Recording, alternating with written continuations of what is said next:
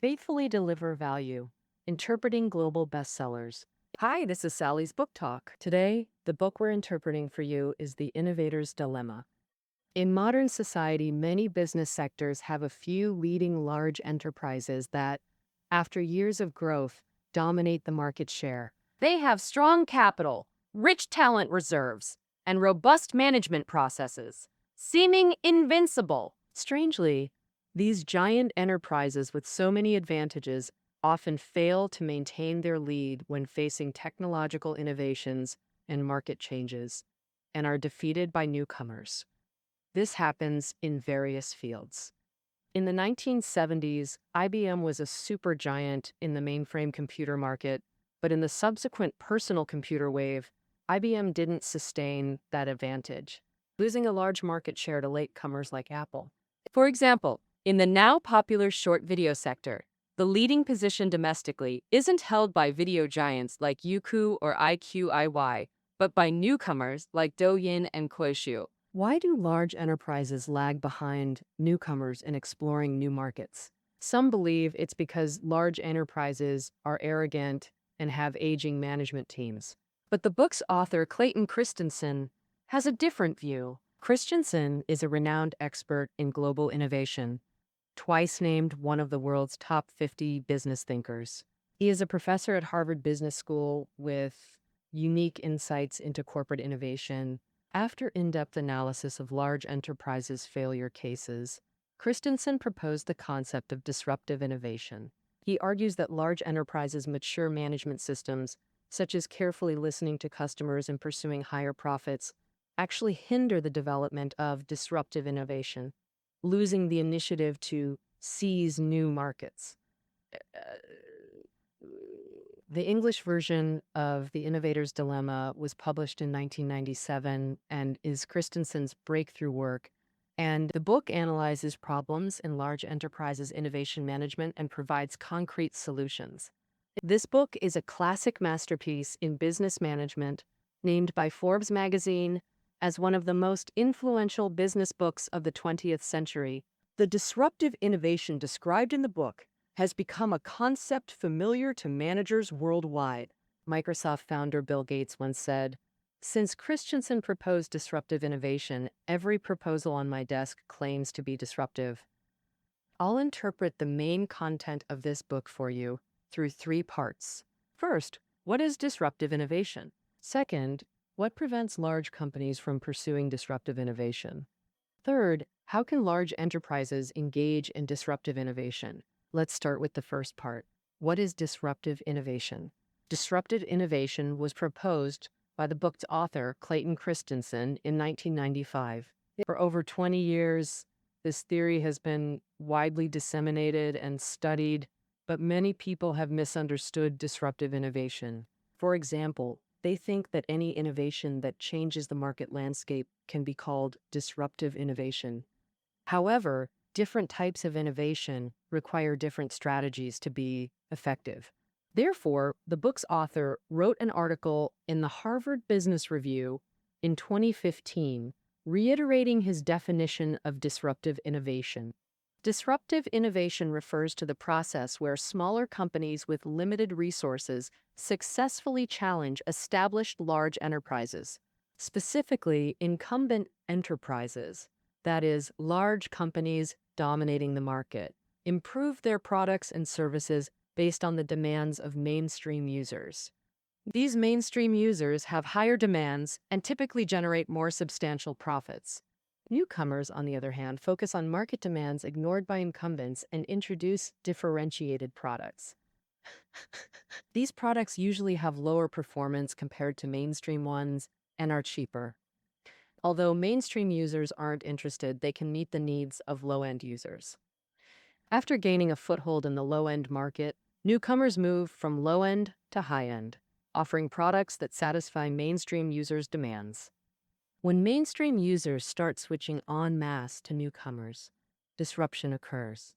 Besides entering from the low-end market, disruptive innovation can also involve creating entirely new markets. For example, Sony's Walkman created the market for portable music players, The book was written in 1997 and primarily discusses the case of entering from the low-end market, so our interpretation focuses on that. Um, According to the author's definition, many business innovations do not qualify as disruptive innovation. In his article in the Harvard Business Review, he wrote that many people consider Uber to be disruptive innovation. But the author believes Uber is not, because Uber neither entered from a low-end market ignored by existing taxi companies, nor discovered a completely new market. So, the users it targets are not much different from those of existing taxi companies. The author calls this type of innovation by Uber sustaining innovation, meaning the product improvements align with the consistent expectations of the mainstream market. People who take taxis hope to rent a car conveniently and on time, without waiting in long lines or walking far to find available cars. Uber meets this demand. Sustaining innovation gives competitive advantage, but sometimes large enterprises focused on it get unexpectedly disrupted by smaller companies' disruptive innovation, losing their lead. The author focuses on the 1980s hard drive market. Personal computers had just emerged, and most hard drives were sold to corporate institutions for data storage and processing. Corporate demands were clear: faster access speeds and larger capacities. In 1980, mainstream drives were 8-inch, and large companies focused on improving their speed and capacity. Meanwhile, newcomer Seagate introduced smaller, lower energy, cheaper 5.25-inch drives, a disruptive innovation. The 5.25-inch drives had smaller capacity, slower speed, and poorer cost performance. Back then, an 8-inch drive had 60 megabytes capacity costing $3,000, while the 5.25-inch had only 10 megabytes for $2,000. So where, as mentioned, corporate users dominated, their large computers gained no real benefit from smaller drives. Corporations cared little about minor energy savings and wouldn't sacrifice crucial capacity or speed for size.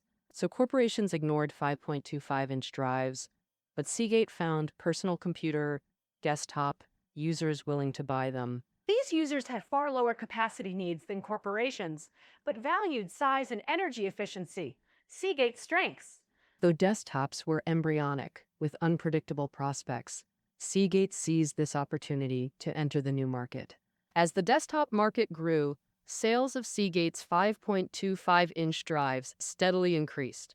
By 1984, large 8-inch drive manufacturers recognized desktop's potential and launched 5.25-inch drives, but Seagate already dominated that market. After gaining a foothold in new markets, with rapid technological development, the shortcomings of disruptive innovation soon disappear, meeting the demands of the original mainstream market and seizing existing markets from large enterprises. Take the hard drive industry.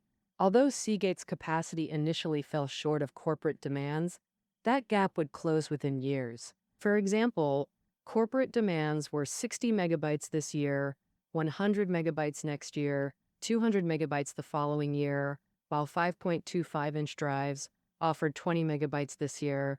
But you may have 80 megabytes next year, 300 megabytes the year after.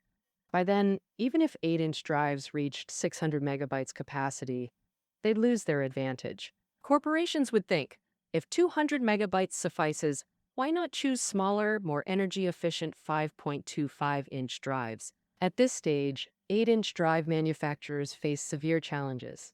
They couldn't compete with 5.25-inch drives in either the new desktop market or existing corporate computer market. Surveys show only one of 4 major 8-inch drive manufacturers survived by the late 80s, Micropolis, which successfully transitioned to 5.25-inch drives through leadership efforts. Similar scenarios recurred throughout the drive market. In the late 1980s, Seagate's position was threatened by even smaller 3.5-inch drives. These 3.5-inch drives targeted the emerging portable computer market, laptops. Seagate initially ignored this market, When they tried entering, newcomer Connor already dominated. But Seagate responded swiftly, surviving by launching 3.5-inch and smaller 2.5-inch drives, eventually growing stronger. In fast-evolving industries like computer drives, small firms can overtake giants within 3 to 4 years. But in some sectors, disruption takes far longer, which is why large enterprises often ignore small challengers. The author cited Netflix in his Harvard Business Review article. Netflix was founded in 1997, starting as a DVD rental service. At that time, the DVD rental market was dominated by offline chain stores. The leader was a company called Blockbuster, which had a due date policy. Returning discs late incurred high late fees. Users were unhappy about the late fees, but had no alternatives. Netflix targeted these users' needs by launching an online subscription service. It had no physical stores, users selected movies on the website, and Netflix mailed them directly, with no due dates or late fees. As long as you were a Netflix member, you could keep movies as long as you wanted. Uh, these selling points helped Netflix gain a foothold. But Blockbuster's high visibility, massive scale, and vast library made it hard to disrupt. Plus, Netflix's mailing took time, so those wanting immediate viewing didn't choose it. Netflix. Even after going public in 2002, Netflix remained unprofitable, with less than 1/10 of Blockbuster's users, and Blockbuster dismissed it. But Netflix kept closely monitoring market trends. With YouTube's rise in 2006, Netflix realized technology could now support online video. Physical rentals would eventually die out. Netflix swiftly pivoted to video on demand, and its subscription model attracted massive signups. Blockbuster, focused on brick-and-mortar, reacted slowly to online initiatives. Though it later launched online video, it was too far behind to compete. Ultimately, as online video grew, Netflix became a new era giant, while Blockbuster declared bankruptcy in 2010 due to rental decline. Okay, let's summarize part one. Disruptive innovation lags behind existing products in mainstream valued performance, but it excels elsewhere. Newcomers target low-end markets as primary users. Rapid tech advancement lets disruptive innovation catch up, seizing incumbents' users. Now for part two, what prevents large enterprises from pursuing disruptive innovation? Often, big companies develop disruptive products early, but hesitate to launch them. For example, Seagate developed the 3.5-inch hard drive in 1985, becoming the second company in the industry to achieve this. Yet it didn't explore the corresponding new market. The author believes the core obstacle to commercializing disruptive innovation is the value network where large enterprises operate. A value network refers to the business environment composed of suppliers, customers, and competitors. This value network influences corporate decisions in multiple ways. Here we focus on three key aspects. First, the value network determines the priority of product features. It ranks product performance characteristics by importance. This hierarchy varies across value networks. More important features command higher prices from users. For instance, in enterprise computing, hard drive capacity and speed are paramount, whereas in laptops, size and power efficiency take priority. In 1988, enterprise users paid $1.50 extra per megabyte of capacity, while laptop users paid only $1.17. Meanwhile, laptop users paid premiums for compact size, while enterprises saw no value in size reduction. User demands dictate product improvement directions. To maximize profits, manufacturers focus enhancements where users pay most, meeting existing expectations while neglecting disruptive innovation. Second, the network determines cost structures. Different value networks yield different product costs. Enterprise drives store critical business data.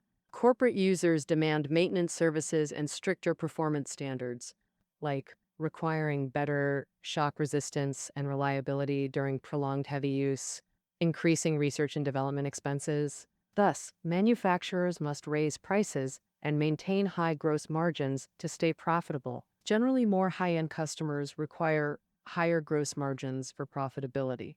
The author's research shows enterprise drives typically need over 40% gross margins. For desktop users, hard drive gross margins are around 30%, while for notebook users, just 15 to 20% suffices for profitability. To achieve margin targets, companies optimize costs across R&D, procurement, marketing, and after-sales, forming fixed processes, meaning cost structures represent equilibrium points, balancing all considerations. Large enterprises struggle to maintain competitiveness while cutting costs. But disruptive innovations' new markets have lower prices and margins. Big firms must slash costs and rebuild processes to profit. For big companies, altering cost structures for uncertain new markets risks existing revenues. Far too dangerous. Third, the network determines growth rates. Facing competitors, enterprises must sustain leadership and stock growth.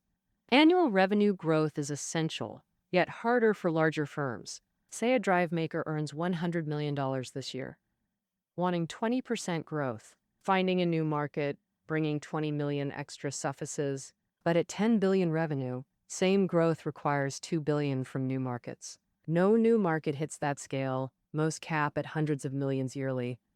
Thus, big firms see new markets as thankless endeavors. They prefer entering premium markets over low-end ones. Premium markets are stable, predictable, meet growth needs, and offer higher profits. Why sell cheaper drives when I can sell pricier ones? These three network influences push firms to serve existing clients, meet expectations, and target premium markets for greater profits. Even with disruptive innovations, big companies lack motivation to explore new markets. Some might wonder, are large enterprise leaders truly this short-sighted? Why can't they see the long-term benefits of new markets and not prepare in advance? This view suggests that big companies' decisions are a top-down, rational process.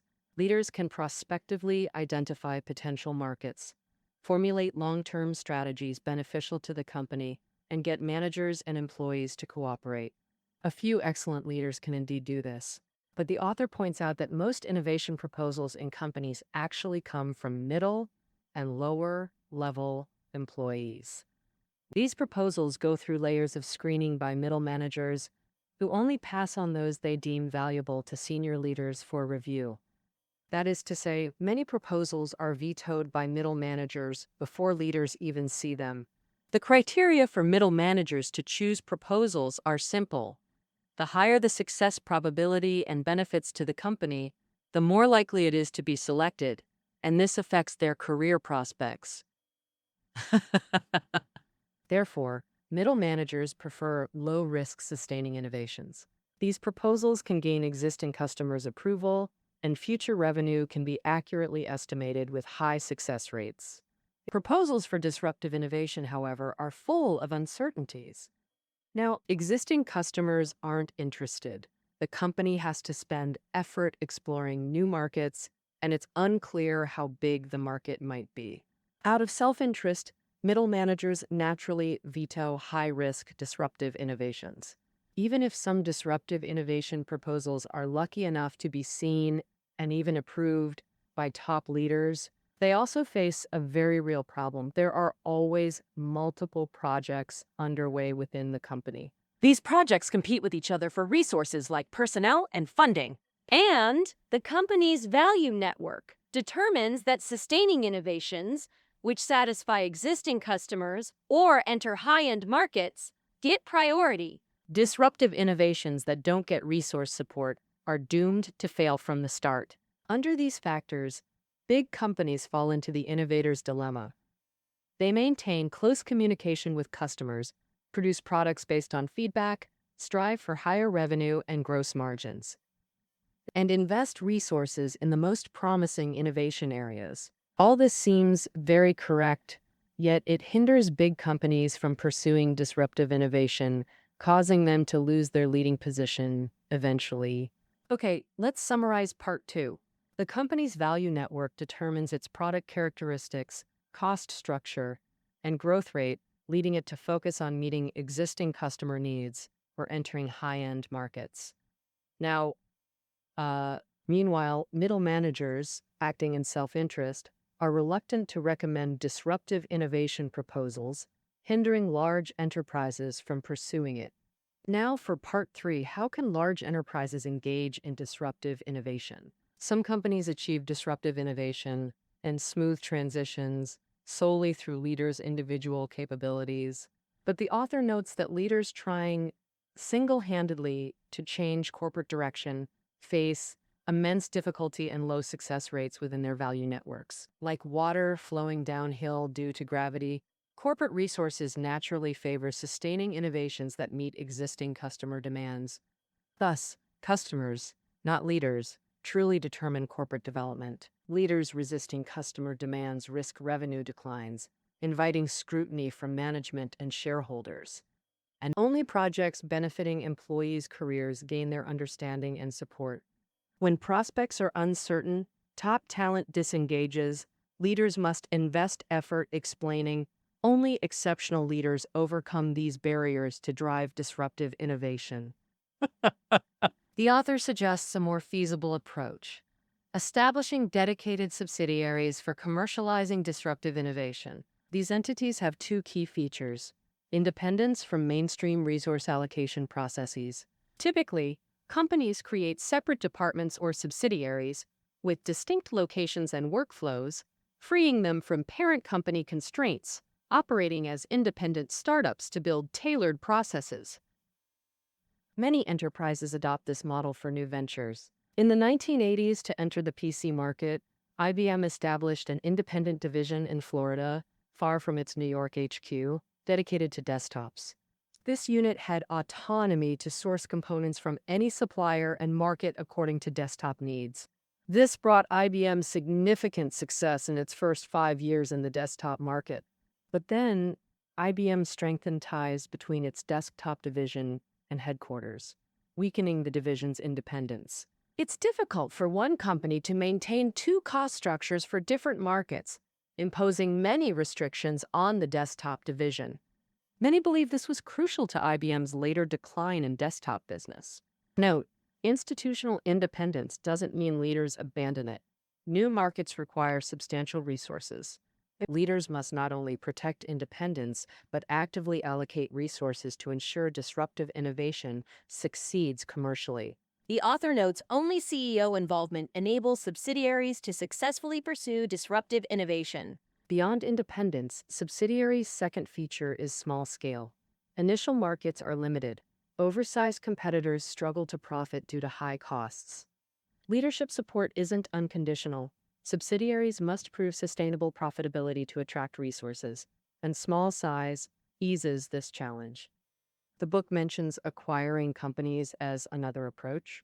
Some large firms acquire emerging small companies to explore new markets. If talent and tech is the target, merge them into the parent company. But if the small company's processes fit the new market, maintain its independence. Merging alters the small company's processes, hindering disruptive innovation. Johnson & Johnson, world's largest healthcare company, acquired its disposable contacts, endoscopes, surgical tools, and glucose meter businesses from small firms. J&J valued their process advantages, preserved independence, and provided ample resources. Ultimately, these disruptive innovations grew into multi-billion-dollar businesses. In summary, large firms should establish small independent units with sufficient resources to pursue disruptive innovation. After these institutions are established, how exactly should they explore new markets? I've summarized 2 recommendations. First, managers should adopt an attitude of learning and exploration rather than prediction and execution when seeking new markets. Most managers work in environments of sustaining innovation. In such environments, customer demands are relatively clear, allowing managers to accurately predict markets before production, formulate practical plans, and execute them. Many managers are accustomed to planning market strategies based on their predictions, but this approach doesn't suit disruptive innovation. Because disruptive innovation seeks new markets that didn't exist before, managers don't even know where the users are. Therefore, Accurately predicting the uses of disruptive innovation or the size of corresponding markets is almost an impossible task. The author believes that the only thing managers can be sure of is that their initial positioning of disruptive innovation is usually wrong. In this environment full of unknowns, managers need to maintain mental flexibility, exploring markets with a learning attitude rather than preconceiving who the users must be. And in 1991, Hewlett-Packard developed a compact 1.3-inch hard drive with a disk diameter of only 3 centimeters. HP's project managers believed this hard drive was well suited for the newly emerging handheld computers, abbreviated as PDAs in English, somewhat like the prototype of smartphones. It had a monochrome LCD screen, usually operated with a stylus. Through installed programs, users could browse the internet, send and receive emails, schedule appointments, check weather, etc., but couldn't make phone calls. HP conducted much research, believing that PDAs had a huge future market. Thus, computer giants like Apple, Microsoft, and IBM actively promoted the 1.3-inch hard drive and improved its durability and capacity based on PDA technical requirements. They also installed expensive shock sensors to ensure the drive wouldn't damage data if dropped. The final price of the hard drive was as high as $250, and then something unexpected happened. Although companies like Apple launched PDAs, sales were far below expectations, and consequently, HP's 1.3-inch hard drive sales were also very low. In fact, the main market for 1.3-inch hard drives at the time wasn't PDAs at all, but portable word processors, digital cameras, and industrial scanners. These areas were completely outside HP's marketing plan. Later, video game console manufacturers approached HP wanting to buy large quantities of 1.3-inch hard drives, but game consoles had strict cost controls. So, HP's drive prices were too high.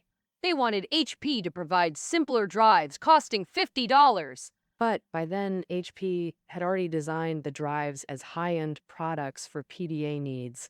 HP's management lacked both the patience and funding to redesign low-end 1.3-inch drives per game manufacturer's request. Finally, in 1994, HP withdrew all hard drive products. HP's project manager later admitted their gravest mistake was assuming their market predictions were correct. The correct approach is assuming no one can be certain what customers want or product sales volumes. Companies should wade across the river by feeling the stones, launching small trial batches while reserving sufficient resources. Once market feedback diverges from expectations, use remaining resources to explore new directions. Don't commit all resources up front without a fallback. The second suggestion for market exploration is finding user groups with lower demands for core product features. When the author wrote this book in 1997, electric cars lagged behind gasoline vehicles in key aspects like speed. Shorter range per charge were drawbacks. Advantages included environmental friendliness, simpler drivetrains, and higher reliability. Considering technological advances would address these shortcomings, electric vehicles were classic disruptive innovations. For mainstream car users, electric vehicles clearly lacked appeal. If automakers wanted to explore this new market, they should target those less concerned about speed, range, etc. The author cited two user groups as examples. First, taxis and delivery vehicles in some Southeast Asian cities with poor traffic, like Bangkok's daily gridlock where even Ferraris can't speed, making slow speeds non-disadvantages, while reliability is a major advantage for drivers. This advantage helps them save on repair costs. The second group, American high school students' parents. Since 16-year-olds can drive, parents buy cars for commutes between school and friends' houses. For safety, parents want their kids to drive slower and not too far, so they see slow speed and short range as non-issues, even advantages. Disruptive innovations in other fields can similarly find users through this approach. Okay, let's summarize part 3. Large enterprises need independent, small-scale units with resource support for disruptive innovation. Managers should adopt an exploratory attitude when seeking new markets, reserving resources for directional adjustments. Seek commercial opportunities among users with lower demands for product performance. With this, our introduction to the innovator's dilemma is nearly complete. The author argues that corporate focus on customer demands and profit pursuit hinders disruptive innovation, eroding competitiveness. To escape this dilemma, firms must establish dedicated independent units and explore new markets with a learning mindset. Though published in 1997, its insights remain highly relevant today. Over the past decade, disruptive innovations like Google Search, iPhones, e-commerce, and online education have transformed lives. Reading this book helps us better understand their success mechanisms. And for more on improving innovation success and launching popular products, the author details this in another book, Competing Against Luck. We've also covered it on Sally's Book Talk. Interested listeners can find our episode on the innovator's dilemma. That concludes our interpretation. Reading notes are below the audio. See you next time.